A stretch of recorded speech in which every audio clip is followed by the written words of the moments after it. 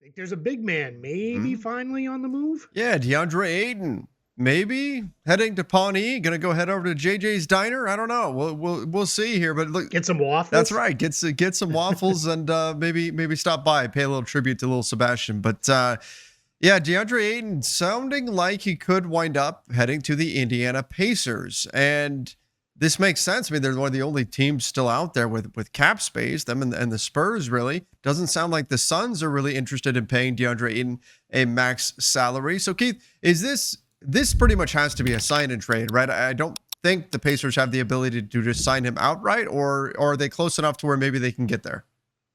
Yeah, they could probably get there. I think they're like one smallish move away. But I'm tending to think this may be a sign and trade where what they do is they use cap space plus an outgoing salary to match because of DeAndre Ayton's restricted status and the fact that he's going to get a pretty healthy raise if he gets even approaching a max contract. He triggers base year compensation rules, which means he counts for only half his salary going out while the full salary coming in. So now the nice thing for the Pacers and maybe for the Suns, if they're so interested, Miles Turner kind of fits right in that sweet spot of you could do Ayton for Turner.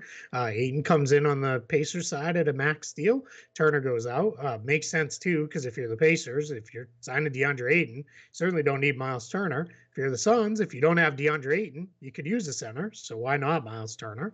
And then, it kind of comes together. What was interesting this morning, we're recording this on Monday, Brian Windhorst said on Get Up on ESPN, said things are moving and it could happen as soon as today. And then he alluded to cap space or maybe a sign and trade and those kind of things. And after his trip to the fantasy world with the Utah stuff, we certainly want to pay attention there because I was had the internet all aflame for a few days.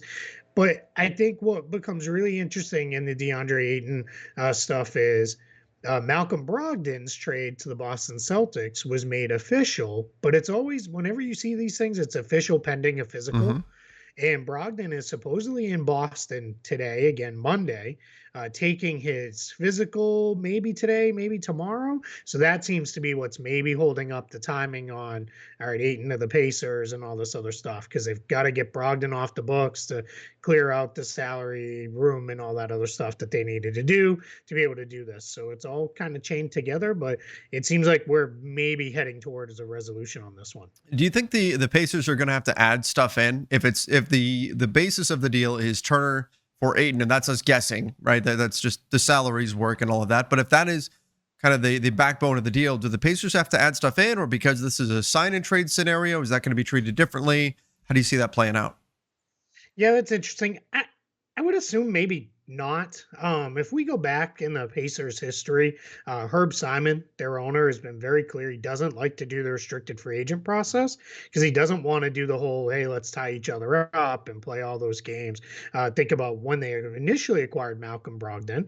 They could have just signed him outright, and they said to the Bucks, hey, let's just do this as a sign and trade, get this deal done and go. So that may be the direction they want to go again here. And now, why you want to have the cap space to be able to do it or the ability easily to get to the cap space is then you put the pressure on the Suns to negotiate from a point of like, hey, we could just do an offer Right. sheet and put you in the crappy position of losing him for nothing or matching it.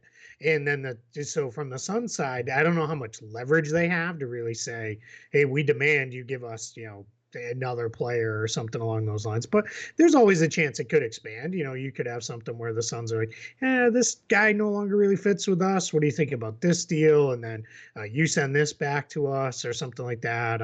I've seen people saying, what if it was Buddy Hield involved and, Jay Sure. Crowder and somebody were headed off to the other way. I think Jay Crowder and Landry Shamet were the players they're thrown out there, not recommended, but thrown out there. So we'll see. I was hoping that ping was it, but It's it that was time of not. year when every time you hear something go Right. off, you rush and you check it out, but that was not it. I was hoping. But yeah, so I'm not sure, where this is going to go for now. I think this is, um, we'll see, in the next couple of days. Wouldn't surprise me if it's made into a bigger deal where there's more pieces moving around, or it could be very simple and straightforward. But I, I think Indiana now really makes the most sense as the landing spot for Ayton.